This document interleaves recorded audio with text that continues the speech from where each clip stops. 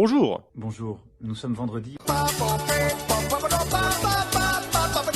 Aujourd'hui, nous sommes le 7 juillet 2023. Et le 8 juillet 2023, nous fêterons les 80 ans de la mort de Jean Moulin. Je me suis donc dit que c'était le moment parfait pour parler de cette grande figure française de la Seconde Guerre mondiale qui a eu un rôle considérable dans ce conflit. Donc c'est parti pour parler du seul et unique Jean Moulin, le plus grand des résistants. Et tout d'abord, qui est Jean Moulin? Il est né le 20 juin 1899 à Béziers. Il est issu d'une famille modeste, un père prof d'histoire géo et une mère femme au foyer. Durant la Première Guerre mondiale, en 1917, Jean Moulin s'inscrit dans une faculté de droit, mais cherche rapidement à intégrer les forces françaises. Il est mobilisé en avril 1918 et après une formation accélérée, il est envoyé au front en septembre de la même année. Étant mobilisé durant la fin du conflit, Jean Moulin est épargné du plus gros de la guerre, mais il a tout de même pu être au plus près des combats. L'armistice du 11 novembre 1918 met fin au combat de la Grande Guerre et l'établissement du traité de Versailles de 1919 met fin officiellement au conflit. Jean Moulin est alors démobilisé et reprend ses études de droit. Durant l'entre-deux-guerres, après l'obtention de son diplôme et une brillante carrière de haut fonctionnaire, Jean Moulin est désigné préfet de l'Aveyron en 1937 à 37 ans, faisant de lui le plus jeune préfet de France, puis devient préfet d'Eure-et-Loir en début 1939. Le 1er septembre de la même année, la Seconde Guerre mondiale est déclarée. Animé d'un esprit de résistance, Jean Moulin demande à rejoindre l'armée française, mais le gouvernement de l'époque lui ordonne de rester préfet d'Eure-et-Loir. Cependant, la Seconde Guerre mondiale est un fiasco pour l'armée française. L'armée allemande occupe tout le territoire nord de la France, dont l'Eure-et-Loir, dont Jean Moulin est toujours le préfet. Le 17 juin 1940 au matin, des officiers allemands arrivent à la préfecture de Chartres. Ils veulent que Jean Moulin signe un document incriminant des tirailleurs sénégalais d'un massacre fait par les forces allemandes dans la petite ville voisine de Saint-Georges-sur-Eure quelques jours plus tôt. C'est marrant que c'est toujours les nazis qui ont le mauvais rôle.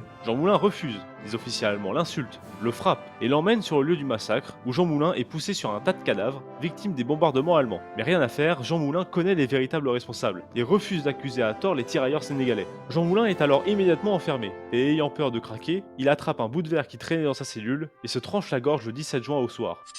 N'ayant pas pu écouter le discours de De Gaulle le lendemain, appelant à la résistance des Français. Jean Moulin a préféré mettre fin à ses jours plutôt que collaborer avec l'ennemi.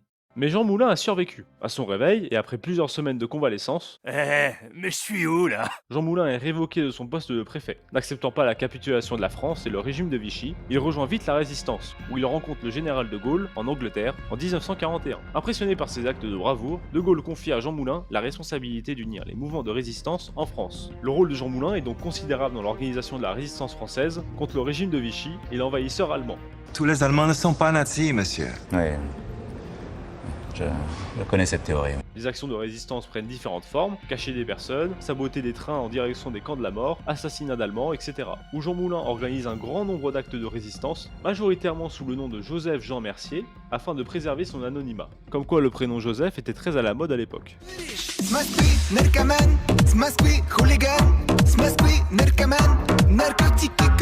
En février 1943, Jean Moulin repart à Londres à la rencontre de Charles de Gaulle pour lui faire part des avancées du mouvement de résistance. De plus, de Gaulle le charge de créer le Conseil national de la résistance, réunissant tous les acteurs s'opposant à l'envahisseur allemand et au régime de Vichy, unifiant tous les résistants français afin de lutter contre l'occupation allemande et le régime de Vichy. Jean Moulin devient le chef de cet organisme et préside la première réunion du Conseil national de la résistance le 27 mai 1943. Sous sa direction, les membres du Conseil national de la résistance rédigent un programme politique et social appelé les Jours heureux, présentant les principes et les objectifs pour la France après la guerre, comprenant des réformes économiques, sociales et politiques, visant à instaurer une société plus juste et égalitaire. Jean Moulin a été un leader central dans cette entreprise, représentant l'esprit de résistance et de l'aspiration à la liberté. En vue de la montée en puissance de la résistance française, l'État allemand cherche à y mettre un terme, et Jean Moulin devient la cible prioritaire de l'État allemand. Le chef de la Gestapo de Lyon, Klaus Barbie, surnommé le boucher de Lyon, en raison de ses méthodes brutales et de sa participation active à des actes de torture, apprend qu'une réunion de résistants français doit se tenir le 21 juin 1943, dans la petite ville de Caluire-et-Cuire, près de Lyon. La Gestapo de Lyon intervient en plein milieu de la réunion, On casse ta porte, c'est la Gestapo. arrêtant un grand nombre de résistants, dont leur chef Jean Moulin. Oh shit, not good. Klaus Barbie cherche à obtenir des informations sur le mouvement de résistance français, dont Jean Moulin est le chef. Guten Tag,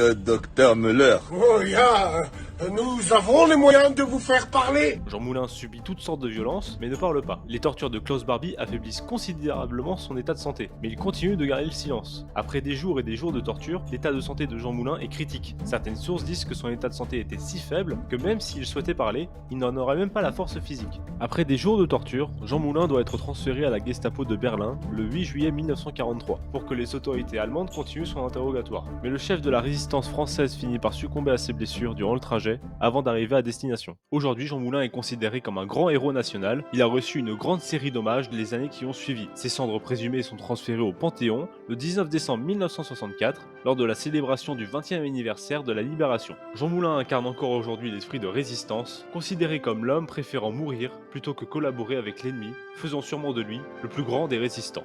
J'espère que cette vidéo sur Jean Moulin vous a plu. C'était un véritable plaisir de faire cette vidéo sur ce personnage marquant de la Seconde Guerre mondiale, me permettant de lui faire un petit hommage à mon humble échelle. Si vous avez apprécié mon travail, n'hésitez pas à me le faire savoir en mettant un pouce en l'air, à mettre un commentaire et à vous abonner à la chaîne pour ne pas manquer de futures vidéos. Et sur ce, je vous dis à la prochaine.